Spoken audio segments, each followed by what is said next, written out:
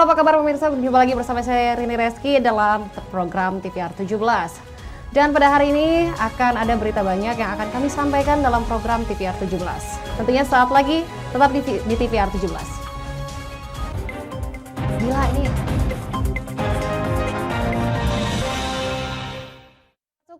Berita pertama hari ini, per tanggal 1 April 2022, PPN di Indonesia yang selama ini 10% naik menjadi 11%. Menteri Keuangan Sri Mulyani menilai angka PPN tersebut masih di bawah rata-rata dunia. Namun anggota Komisi 11 DPR RI menganggap kenaikan PPN menjadi 11% tidak sesuai dengan kondisi perekonomian masyarakat Indonesia saat ini. Per 1 April 2022, PPN di Indonesia yang selama ini 10% naik menjadi 11%. Menteri Keuangan Sri Mulyani menilai angka PPN tersebut masih di bawah rata-rata dunia. Namun anggota Komisi 11 DPR RI menganggap kenaikan PPN menjadi 11% tidak sesuai dengan kondisi perekonomian masyarakat Indonesia saat ini.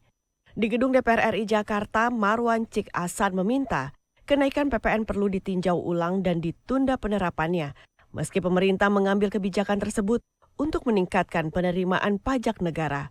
Pasalnya, perekonomian masyarakat Indonesia baru bangkit kembali dan belum sepenuhnya pulih akibat pandemi COVID-19.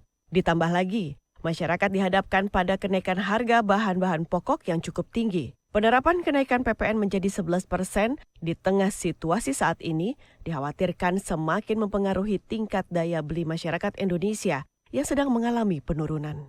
Kalau pemerintah punya keinginan kuat untuk menunda ini, sebenarnya juga nggak melanggar undang-undang. Karena di undang-undang itu sendiri ada pasal yang memungkinkan pemerintah untuk menunda kenaikan PPN pada tahun ini. Gitu loh. Jadi rekomendasi kita supaya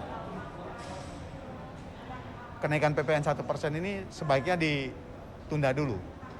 Untuk tahun ini, apalagi di masa Ramadan ini, supaya ekonomi kita ada pemilihan dulu dan ada kelegaan masyarakat untuk belanja. Marwan Cik Hasan mengakui kenaikan PPN menjadi 11% merupakan amanat Undang-Undang Harmonisasi Peraturan Perpajakan atau HPP. Meski begitu, Undang-Undang HPP tetap memberikan celah bagi pemerintah jika belum menerapkan kenaikan PPN. Feby dan Domi, TVR Parlemen melaporkan.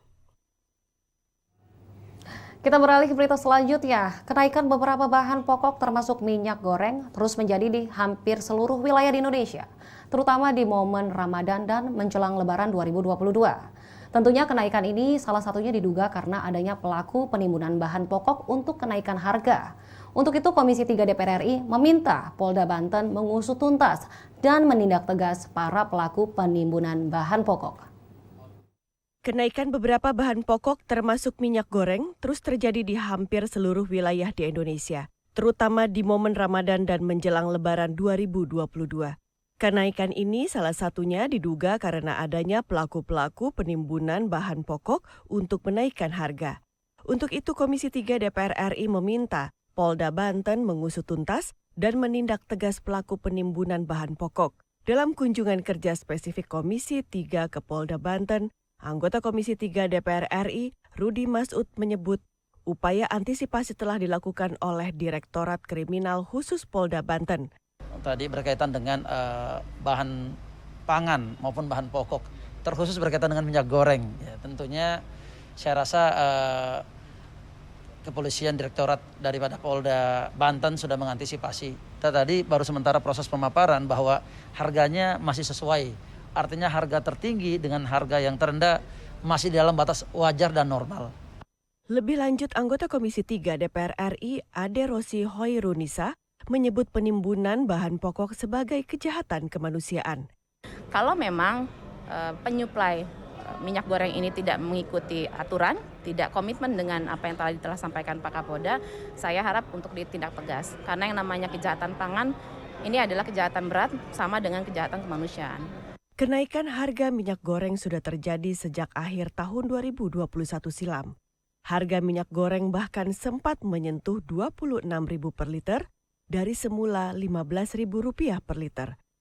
Dari Banten, Teresia Butar-Butar, TVR Parlemen melaporkan.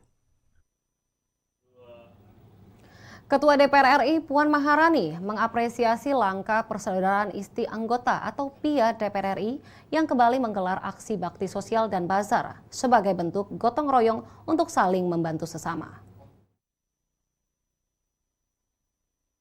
Bertempat di Gedung Nusantara 2 Senayan, Jakarta, Bazar Ramadan ini diselenggarakan selama 3 hari, dari tanggal 19 April hingga 21 April 2022. Selain bazar, PIA juga mengadakan pembagian sembako sebanyak 1.900 paket kepada karyawan honorer, cleaning service, dan petugas keamanan di lingkungan Komplek Parlemen Senayan. Ketua Panitia Bazar Ramadan PIA, Nita Kristanti Sofandi mengungkapkan, Bazar Ramadan ini merupakan kegiatan rutin yang diadakan oleh PIA setiap tahunnya, namun sempat terhenti saat pandemi COVID-19.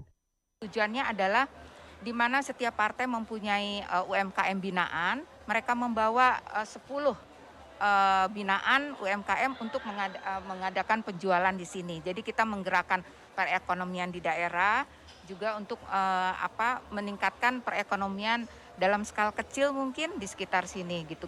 Acara Bazar Ramadan dan pembagian sembako ini secara resmi dibuka oleh Ketua DPR RI, Dr. Honoris Causa Puan Maharani.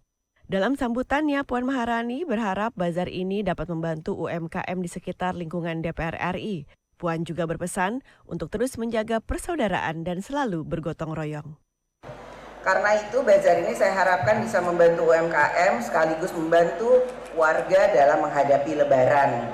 Apa yang kita lakukan ini tentu saja akan membuat gotong royong di antara kita, persaudaraan di antara kita, ibu-ibu PIA, dan tentu saja untuk tetap selalu menjaga persaudaraan, kegiatan dalam bergotong royong, sehingga memang persaudaraan kita ini tidak terpecah-pecah. Ken dan Ridwan, TVR Parlemen, melaporkan.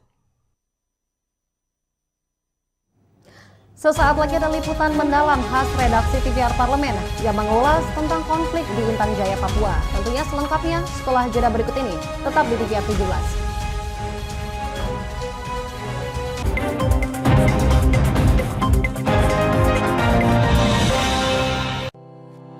Tugas dan fungsi DPR RI sangat penting bagi negeri ini sebagai pengemban amanat rakyat. Namun tidak banyak yang tahu apa saja fungsi dan tugas dari DPR. DPR mempunyai 3 fungsi pokok, yaitu legislasi, anggaran, dan pengawasan.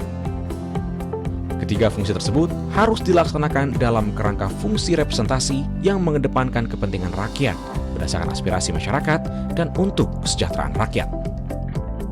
Dari fungsi legislasi, DPR RI mempunyai tugas dan wewenang untuk menyusun dan menetapkan program legislasi nasional bersama dengan pemerintah, menyusun dan membahas rancangan undang-undang, menerima rancangan undang-undang dari DPD, membahas rancangan undang-undang yang diusulkan oleh Presiden ataupun DPD, menetapkan undang-undang bersama dengan Presiden, menyetujui atau tidak menyetujui peraturan pemerintah pengganti undang-undang yang diajukan Presiden untuk ditetapkan menjadi undang-undang.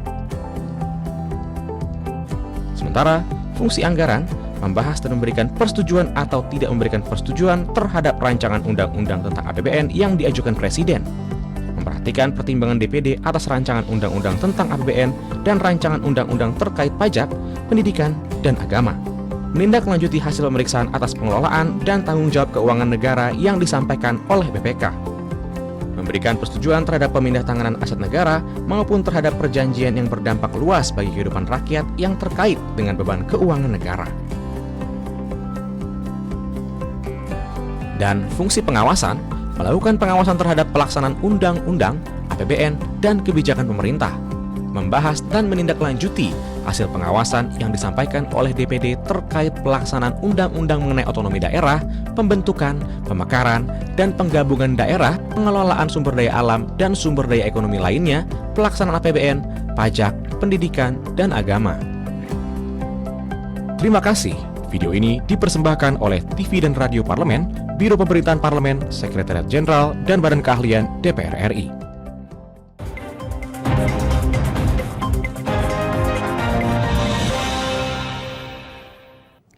Kembali di TVR 17, izin pengelolaan pertambangan di Blok Wabu, Intan Jaya, Papua yang diberikan PT Antam mendapat penolakan dari masyarakat setempat. Evaluasi lebih lanjut diperlukan untuk mencari solusi bersama sebagai jalan tengah permasalahan ini. Selengkapnya, mari kita simak liputan mendalam yang telah dirangkum oleh tim redaksi TVR Parlemen berikut ini. Kabupaten Intan Jaya merupakan daerah pegunungan di Papua yang kaya dengan potensi sumber daya emas. Blok Wabu menjadi salah satu sumber kekayaan emas yang akan menjadi daerah pertambangan. Namun, izin pengelolaan pertambangan di Blok Wabu yang diberikan kepada Mining Industri Indonesia atau MIND, khususnya kepada PT Antam, mendapat penolakan dari masyarakat setempat. Kehadiran pertambangan dinilai mengganggu kehidupan masyarakat setempat. Aktivitas penambangan juga dikhawatirkan akan merusak habitat di wilayah pegunungan Kabupaten Intan Jaya. Tim advokasi hak masyarakat adat Intan Jaya Papua pun sempat datang ke gedung DPR RI untuk melakukan audiensi.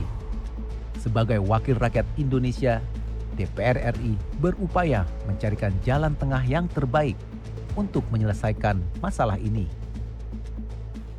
Dalam kesempatan tersebut, Wakil Ketua Komisi 7 DPR RI, Bambang Haryadi, mengapresiasi keinginan masyarakat Intan Jaya untuk tetap melestarikan lingkungan dan mempertahankan kehidupannya. Terkait izin pertambangan di Blok Wabu, sebenarnya tidak hanya melibatkan pemerintah pusat, tetapi juga melibatkan pemerintah daerah.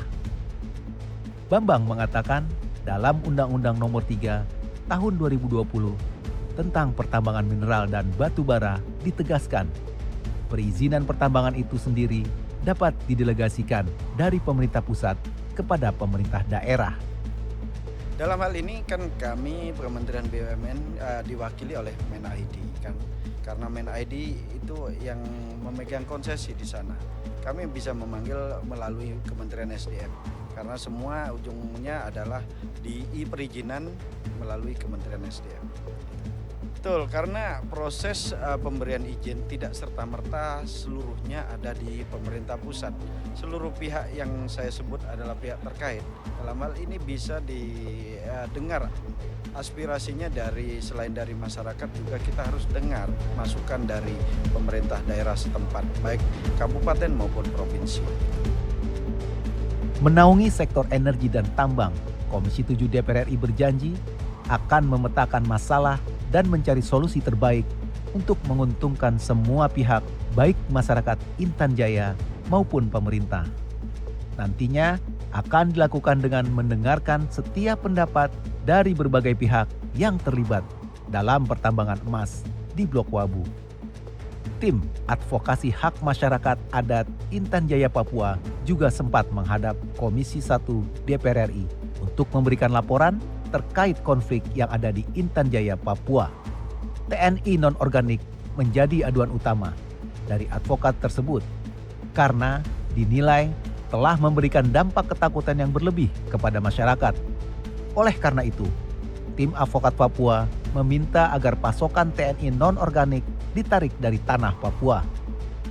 Menanggapi hal ini, anggota Komisi 1 DPR RI Yan Parmenas mengungkapkan, untuk mengatasi wilayah yang mengalami rawan konflik, diperlukan pengamanan secara langsung baik dari TNI maupun polisi. Intinya saya cuma minta satu saja kepada masyarakat kita di Papua. Kalau mau aman, jangan lagi angkat senjata dan berkonflik. Supaya tidak ada lagi penambahan pasukan dan tidak ada lagi operasi-operasi yang dilakukan di bawah Kodam berdasarkan kebijakan Bapak Panglima untuk operasi teritorial.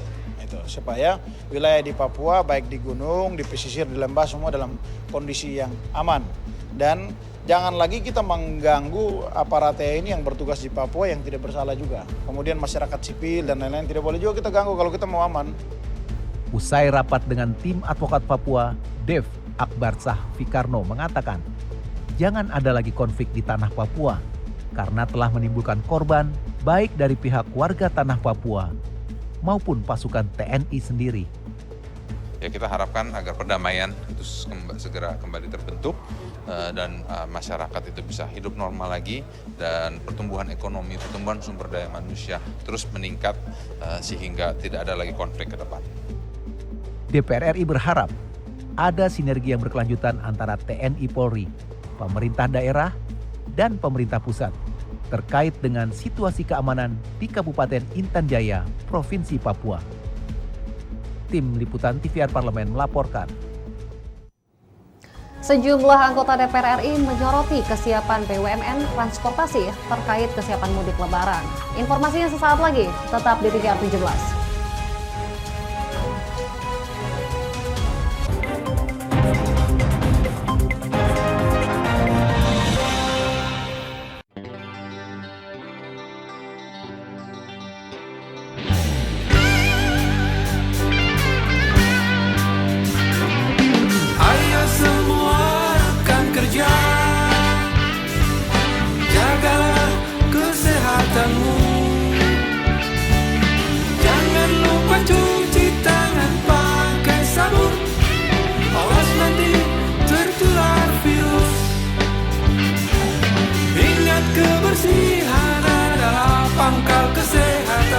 Kebersihan juga sebagian dari iman. Cuci tanganmu, jaga jarakmu, dan jangan lupa pakai maskermu agar terhindar dari virus.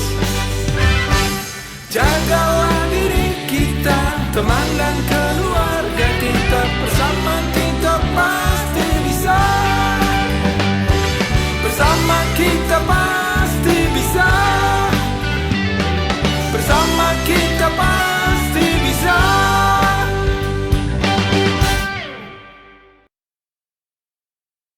Virus corona menjadi perbincangan dunia. Beberapa negara sudah terjangkit.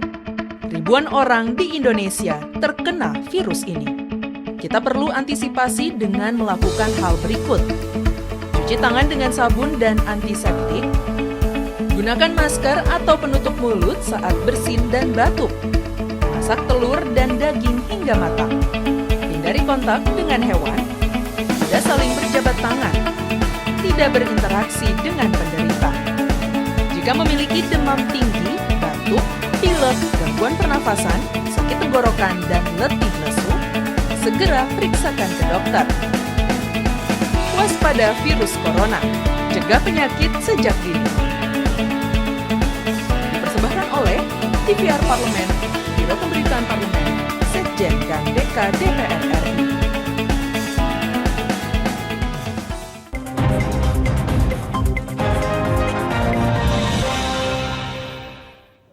Kembali di TVR 17, anggota Komisi 6 DPR RI menyoroti kesiapan BUMN transportasi dalam menghadapi arus mudik lebaran tahun ini. Setelah 2 tahun terakhir, mudik tidak diperbolehkan oleh pemerintah akibat pandemi virus COVID-19. Berikut ini laporan lengkap dari rekan kami Elisa Purba dari Ruang Rapat Komisi 6 DPR RI. Baik, terima kasih. Pemirsa, saat ini saya melaporkan langsung dari depan ruang rapat Komisi 6 DPR RI. Dan saat ini tengah berlangsung rapat antara Komisi 6 dengan mitra kerjanya, yakni ada Dirut KAI, ada Dirut ASDP, Dirut Pelni, dan juga Dirut Damri, yang membahas terkait kesiapan BUMN transportasi menjelang arus mudik lebaran tahun ini, menjelang Idul Fitri 1443 Hijriah. Dan bagaimana tanggapan serta masukan dari anggota Komisi 6 terkait kesiapan BUMN transportasi, berikut kami hadirkan liputan sidangnya hanya untuk Anda. Yang pertama-tama ini global kepada seluruhnya, fasilitas seluruhnya, baik itu KAI, Damri, ASDP, dan Pelni. Yang pertama itu harga, otomatis bagaimana kita yang memang kita punya tanggung jawab negara, yaitu harga otomatis dan segala halnya itu harus perhatian dibandingkan pihak swasta yang lain. Tetapi tidak boleh dipungkiri dengan harga yang bersubsidi, bantuan negara itu untuk rakyat itu, tapi tidak bisa lebih baik, tidak ada alasan saya kira. Harusnya bisa lebih baik. Lalu yang kedua fasilitas, paling tidak fasilitas kita harus mulai diperhatikan dari semua lini. Untuk yang lebih baik, baik itu teknologi, ya kan, keberadaan fasilitas umum, ya kan, itu harus diperhatikan, kebersihannya, itu pasti. Tolong, kenapa kita selalu seperti tadi rekan-rekan sampaikan, baik itu toilet, tempat duduk, ya kan? Semua itu fasilitas itu coba tolong diperhatikan, di maintenance dengan betul. Itu sering terjadi. Walaupun sudah mulai mengalami perbaikan sekarang saya lihat kemarin kunjungan ke kita perjalanan lewat KAI atau sudah luar biasa. Juga sekarang sudah punya pramugari yang luar biasa juga, cantik-cantik. Bisa lebih diperbanyak itu Pak Didi kalau perlu. Jadi bisa bersaing dengan transportasi udara. Ya kan? Termasuk nanti begitu juga kepada Damri, SDP, Pelni dan semuanya kita harapkan seperti itu. Karena apa? Self service itu sangat penting, ya kan? Jadi orang itu bisa senang, bisa nyaman. Itu yang kita harapkan ke depan.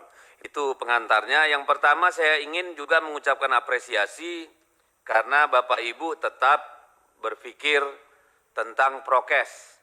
Karena saya melihat sekarang ada euforia yang menurut saya arahnya salah. Seolah-olah sekarang semua bebas, nggak perlu vaksin, nggak perlu antigen, nggak perlu PCR. Harap diingat bahwa aturan ini ditetapkan pemerintah bukan untuk membatasi orang, tetapi untuk melindungi orang. Ya, jadi kalau ada yang berhalusinasi bahwa orang tidak perlu lagi protokol kesehatan, itu salah besar dan mungkin kita dalam sidang yang terhormat ini ingin mengingatkan itu juga. Saya melihat tadi semua menyebutkan berbagai langkah-langkah untuk menjaga prokes supaya semua yang ikut di dalam moda angkutan itu terlindungi. Karena ini urusannya bukan 1-2 jam seperti naik pesawat. Ini urusannya berjam-jam, berhari-hari dengan moda angkutan yang ada ini semua. Mungkin ya SDP yang paling singkat Ibu ya. Nyebrang dari Bakauheni ke Merak atau dari Banyuwangi ke Gilimanuk misalnya itu sebentar. Ya tapi yang lain ini hitungannya berjam-jam minimal. Tapi bisa berhari-hari. Jadi prokes itu tidak bisa kita hilangkan. Nah tadi saya sudah lihat, saya terima kasih atensinya bahwa tadi ada beberapa yang menyebut akan menyediakan apakah itu hand sanitizer, tisu basah atau masker. Saya kira ini sangat penting, ya sangat penting. Apalagi yang tadi berhari-hari berjam-jam, jangan-jangan cuma bawa 1 masker, ya dipakai berhari-hari kan nggak sehat. Jadi tolong itu disediakan di tempat-tempat strategis, ya supaya dan diingatkan terus-menerus ini prokesnya. Supaya setelah 4 jam maskernya diganti, sediakan aja. Orang udah murah kok sekarang, tidak ada masalah.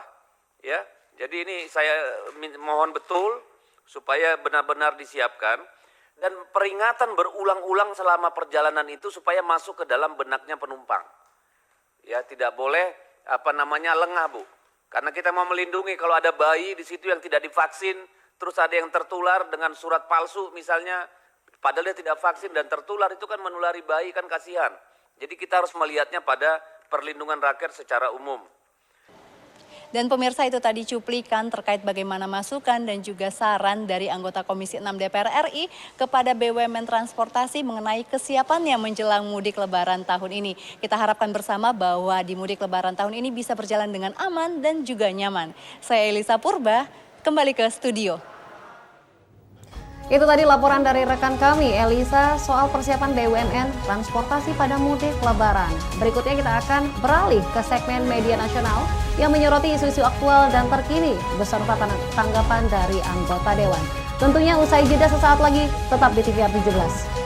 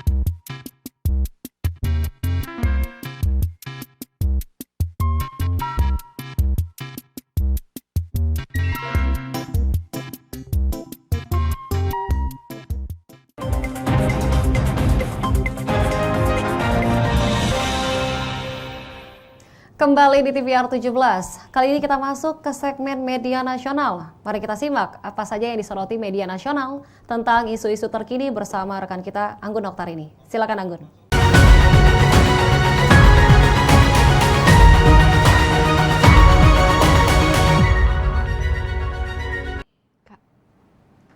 Ya, pemirsa TVR Parlemen, headline media online hari ini menyoroti soal baksos dan juga bazar yang diselenggarakan oleh PIA DPR RI yang berlangsung dengan sangat meriah.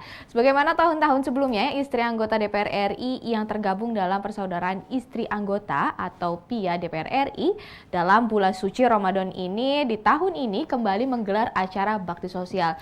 Dalam baksos yang mengambil tema perempuan berbagi di bulan penuh berkah, PIA DPR RI di bawah pimpinan Ketua PIA DPR RI Tri Hatmanti untuk terkait dengan menyelenggarakannya membagikan lebih dari 2.000 paket sembako kepada berbagai pihak yang selama ini secara tidak langsung ikut membantu anggota DPR RI dalam menjalankan tugas-tugas negaranya. Seperti di sini petugas kebersihan, pramusaji dan petugas keamanan ataupun pengamanan dalam yang ada di lingkungan DPR RI. Dan diungkapkan bahwa di sini Tri menyebutkan khusus tahun ini ada berbeda dari baksos PIA DPR RI di mana juga digelar bazar. Nah, dalam bazarnya sendiri di sini disebutkan bahwa menampilkan berbagai produk kebutuhan sehari-hari. Ini diikuti oleh 106 para pelaku usaha mikro, kecil dan menengah ataupun UMKM, serta beberapa wira swasta dan juga pengusaha lokal lainnya. Tujuan utama dari bazar ini, pemirsa, tidak lain adalah untuk membangkitkan lagi UMKM dan para pelaku usaha kecil lainnya setelah selama 2 tahun terkena dampak pandemi COVID-19. Dalam acara yang dibuka secara langsung, Ketua DPR RI Puan Maharani tersebut secara spesial juga menampilkan anggota DPR RI yaitu Krisdayanti, dan tidak ketinggalan politis Partai Gerindra yang juga sebagai artis dengan suara emasnya Mulan Jameela ikut memeriahi acara ini. Ini memang menjadi satu pagelaran ataupun juga kegiatan yang cukup menghibur di tengah bulan suci Ramadan. Dengan tetap mengedepankan protokol, pemirsa, protokol kesehatan, acara ini pun makin meriah dengan kehadiran anggota DPRD DKI Jakarta dan artis Tina Tun. Dan diharapkan acara yang digagasi oleh Ketua Pelaksana Nita John Kennedy di sini bisa sedikitnya membantu sesama dalam menyambut Hari Raya Idul Fitri sekaligus ikut meningkatkan ekonomi kerakyatan. Dan pemirsa, kita beralih ke berita selanjutnya yang juga menjadi headline media online di banyak media. Ini seperti kita bisa lihat di layar kaca bersama, yakni soal reboisasi, dan juga ada pendapat dari anggota Komisi 4 DPR RI Muhammad Syafruddin menyerukan program reboisasi hutan di kawasan Ibu Kota Negara atau IKN di Kalimantan Timur harus berjalan dengan baik dan masif. Di sini disebutkan mengingat adanya pengembalian atau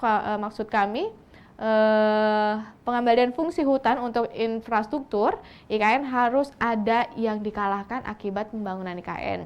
Rudi pun menegaskan bahwa fungsi hutan harus diupayakan kembali 100% berjalan. Dan pemirsa, pemerintah harus memiliki perencanaan yang matang bagi merelokasi hutan dengan reboisasi yang masih agar di sini disebutkan fungsi hutan tetap lestari.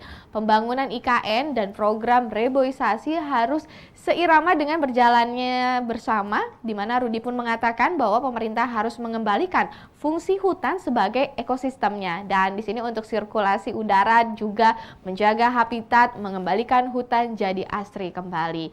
Yang juga harus dipikirkan kembali adalah bahwa di hutan ini ada banyak tumbuhan dan satwa endemik yang harus dilestarikan. Disebutkan bahwa Kementerian Lingkungan Hidup di beberapa media, dan di sini Kementerian Lingkungan Hidup dan Kehutanan memang sedang masif menyamai tumbuhan-tumbuhan endemik dan asli khas hutan Kalimantan di lokasi yang tidak jauh dari pembangunan infrastruktur IKN. Dengan langkah ini, pemirsa, akan tercipta habitat baru bagi pengganti hutan yang hilang, dan satwa-satwa endemik pun bisa tetap hidup dan terjaga. Nah, pemirsa, ini dia beberapa headline media online pada hari ini yang menyoroti soal baksos dan bazar PIA DPR RI yang berlangsung cukup meriah, juga tentang reboisasi hutan harus berjalan di kawasan IKN. Saya Anggun Aktarini kembalikan ke rekan Rini.